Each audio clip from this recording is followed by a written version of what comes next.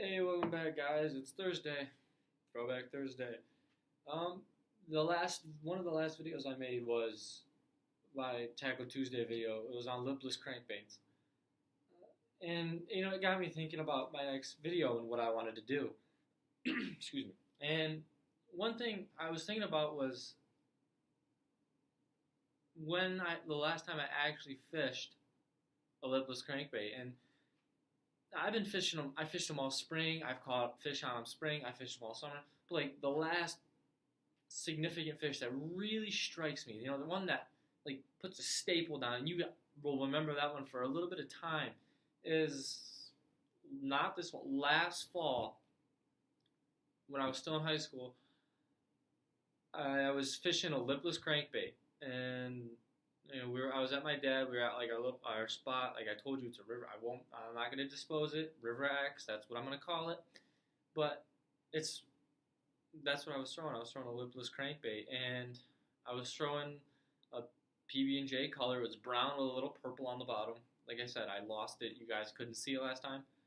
I'll leave a link in the description to that color, to that actual lipless crankbait that I was using, just so you guys can kind of get an idea of what I was doing. But anyway, um, it was just nice because I remember we were sitting there as it was about this time of the year, mid-November. It was late in the year, and we were going for walleye. We were not going for muskie. I wasn't going for smallmouth. I was trying to get a trophy walleye because that's what we like to go for. I mean, we like to go for that big trophy walleye, the big, ones you never ever see, especially out of the river we're fishing. So, that was just kind of something that I was trying to do, and I remember sitting there, and like I said, I was yo-yoing it. My favorite way to fish a lipless.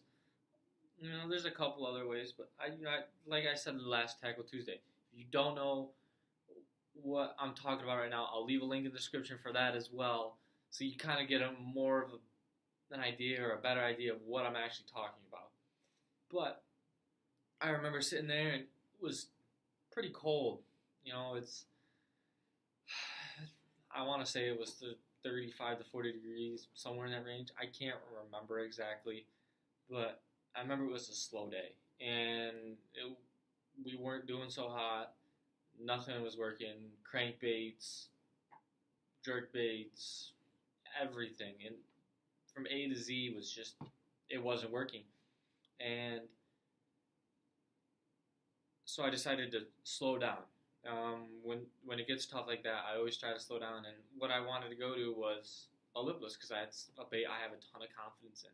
So I tied on a lipless, threw a couple different colors around, and then I finally settled on this PB&J color. And I love this. I love this lipless crankbait. It's a great color. It's because this just matches, the bottom, and it looks natural. So I was throwing it, and I'm not even, I'm throwing it on a spinning rod.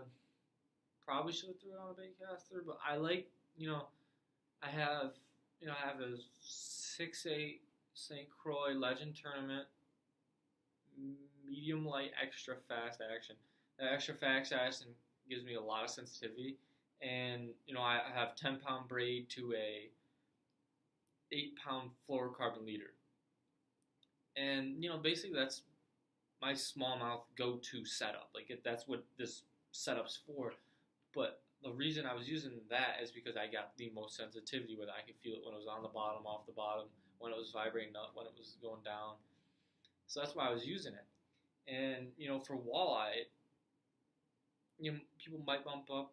I think for walleye, that's a good, that 10 to 8 pound test range is good, but it's not good for muskie. Don't get me, that is not the right setup at all for muskie. And I wasn't fishing for him, and I remember I was just near the end of my cast, and I normally fish it right because it's a big drop off right in front of me. So there's a nice little hole there. So I fish it pretty much all the way up to my feet. So I was about 10 feet from me, and I bring it up, and I'm bringing it down, and it goes, and I go, and I stuck him. And at first I thought I had a log.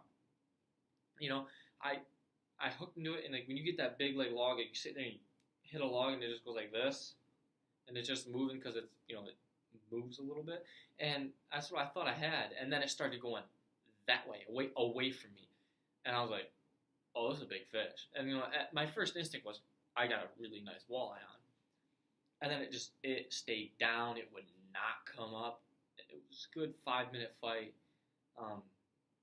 and we finally got it in. I remember my dad wasn't even near me, and I was like, yo, Dad, I need the net, I need someone to come, net this fish for me, because this is a big fish. He comes running over, he netted it, and there's a picture of the fish right here. Yeah, it was a good time. That was the only bite, the only fish of the day. Was not a great day of fishing, but whenever you catch a muskie, turns into a great day.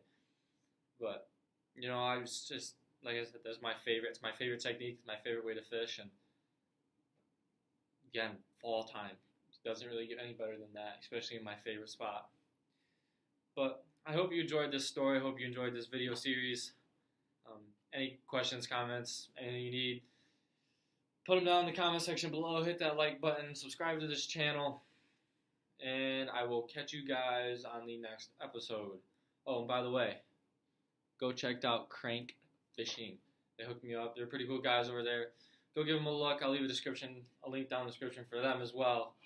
So expect some links down in the description and whatnot. But I hope you guys enjoyed today's episode, and remember, always fish for the moment.